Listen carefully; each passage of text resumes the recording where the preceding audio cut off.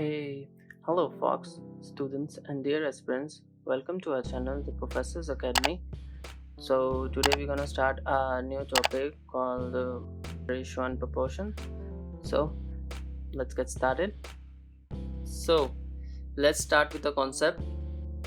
Ratio and proportion क्या है, मैं एग्जांपल से बता रहा हूँ, उसे समझ लो. ठीक है, एक सपोज कर लेते हैं कि एक है रणबीर और एक है आलिया.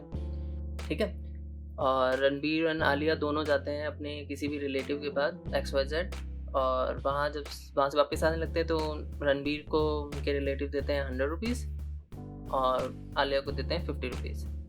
ठीक है, जब दोनों आके मिलते हैं और एक दूसरे से बात करते हैं तो आलिया बोलती है उसको कि लाइक मुझे 50 रुपये मिले हैं, तुझे कितने मिले हैं? तो वो बोलता है 100 rupees.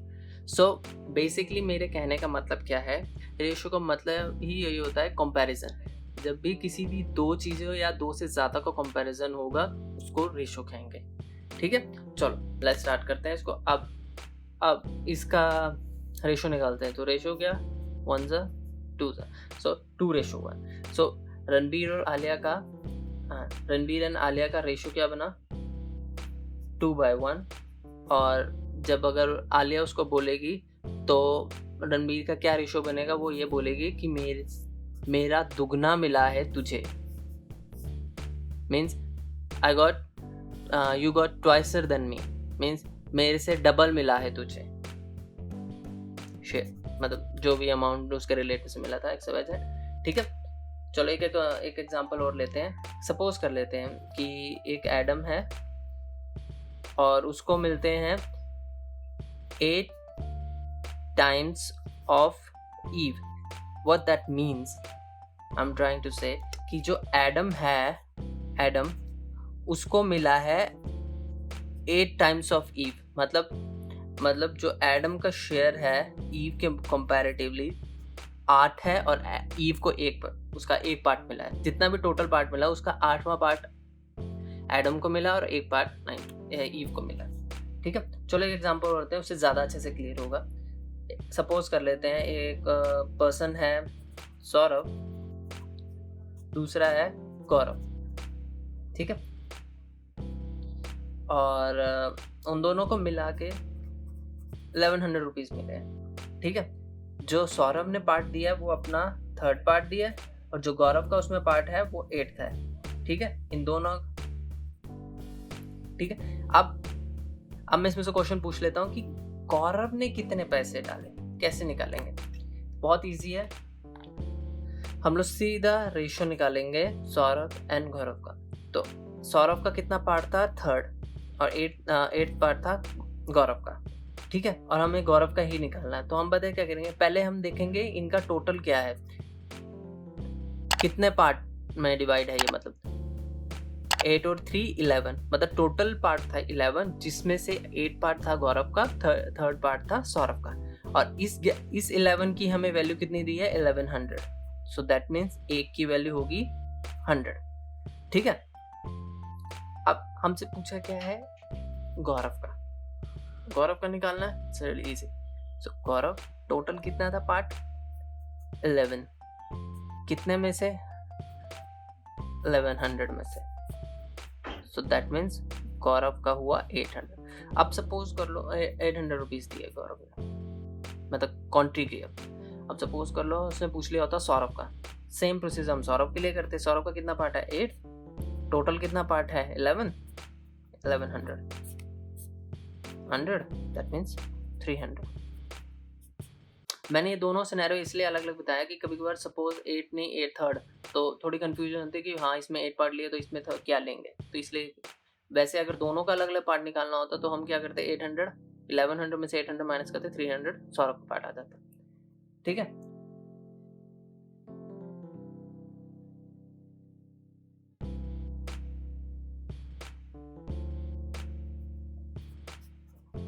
A by B.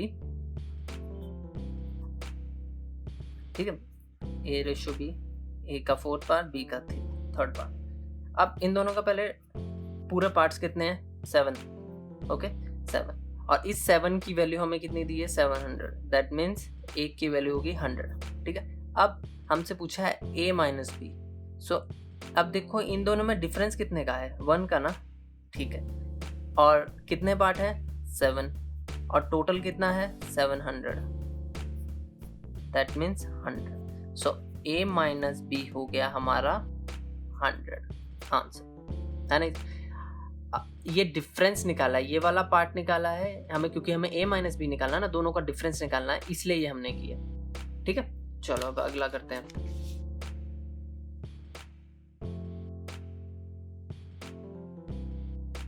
a ratio b 2:3, b ratio c 3:4।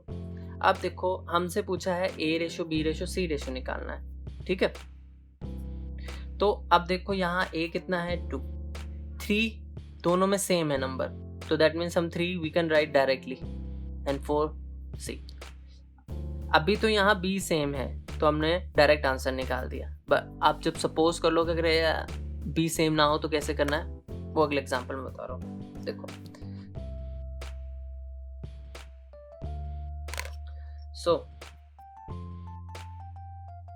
सो अब देखो यहाँ पर क्या है कि यहाँ y यहाँ सेम नहीं है, ऊपर तो यहाँ दोनों में b सेम था तो हमने कर लिया। अब इसमें ना हो सेम तो क्या करें, मेरे पास 3 मेथड है इसको करने के, जोन सा भी सूटेबल है वो करना, बट मैं रिकमेंड करूंगा कि कौन सा करना चाहिए। ठीक है, चलो करते हैं इसको। ये जस्ट तुम्हें डेमोन्स्ट्रेट करने के लिए मैंने किया है कि हाँ इसको कैसे करना है, समझाने के लिए, पेपर में मत करना। ठीक है, सो क्या है, 8 3 8 को मल्टीप्लाई करो 3 से 24 इज टू 8 को मल्टीप्लाई करो 4 से 32, आप 4 को मल्टीप्लाई करो 9 से 36, जो कटता है काटो इसको, 6 8 9, ये तुम्हारा आ गया x y एंड z। ये था पहला मेथड करने का, ठीक है। बट हमें इसमें क्या बोला है उसने, हमें x y z निकालने का, उसने हमें बोला है x एंड z निकालने का। तो सिंपल है, x और z की वैल्यू सिर्फ रख लो, 6 एंड 9। अब ये 3 से कटता है, 2:3 आंसर, है ना, कितना इजी। चलो अब ये तो था एक मेथड। अब एक दूसरा मेथड बताता हूँ, तो मेरा पर्सनल फेवरेट है, ये कहीं कहीं अप्लाई नहीं कर सकते हो तो मेथड, बट जो सा ये करा रहा हूँ ये हर जगह तुम अप्लाई कर सकते हो। ध्यान से देखना इसको, बहुत ईजी है और ये इतना टाइम तुम्हारा सेव कर देगा। 3:4 8:9। अब यहाँ देखो जैसे ऊपर था, यहाँ 4 है, यहाँ 8 है, ये सेम नहीं है ना। हम इसको सेम करने के लिए ना इसको 2 से मल्टीप्लाई कर देंगे और इसको 1 से, जस्ट अपने माइंड के अंडरस्टैंडिंग के लिए। ठीक है, x y z, सो 3 2 6 4 2 8। अब यहाँ तो 8 सेम हो गया, अब हमें इसको लिखने की दोबारा जरूरत नहीं है, इसके बाद डायरेक्ट 9। अब देखो कितना इजी था इसको करना। अब हमें निकालना क्या है, x एंड z ही निकालना है, तो 6:9 2:3 आंसर। अब देखो तुम्हें इतनी मल्टीप्लिकेशन भी नहीं करनी पड़ी है, ना कटिंग करनी पड़ी है, टाइम सेव हो गया। ठीक है, अब एक और ऑप्शन है, लाइक अब क्या है, x की जगह 3 y 4 और अगेन y 8 एंड z 9। अब ये जगह खाली है तो जो भी नंबर है उसको यहाँ फिल कर दो। यहाँ भी खाली है, क्या कौन सा नंबर है, 8, इसको फिल करो। सेम अब वही चीज करनी है, अब मल्टीप्लाई करना जैसे ऊपर किया था। 8 3 24 32 9 4 36।